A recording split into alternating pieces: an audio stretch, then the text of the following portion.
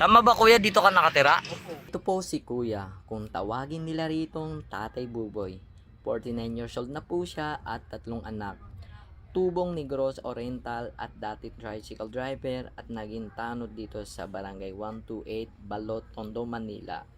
Dito siya nakatira sa lumulutang na bahay sa may ilog ng Tondo.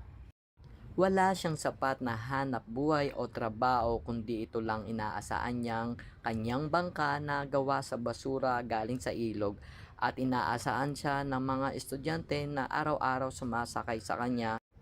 Araw-araw nagsasaguan si tatay sa alagang 3 hanggang 5 piso dahil sa dulo niyan marami po nakatira at mga estudyante dahil siya po ang bukod tanging inaasahan nila para makatawid sa kabilang daan dahil pag tuwing high tide ay hindi po makadaan ang mga nakatira sa dulo kaya siya lang inaasahan nila para lang makatawid sa kabilang kalsada. Ilo po, yan po, pabiyahe na po kami at iikutin namin tong ilog na to dito sa Tondo mismo, sa Balot, Tondo, no? At kasama ko si Kuya Buboy. At ayan, iikot.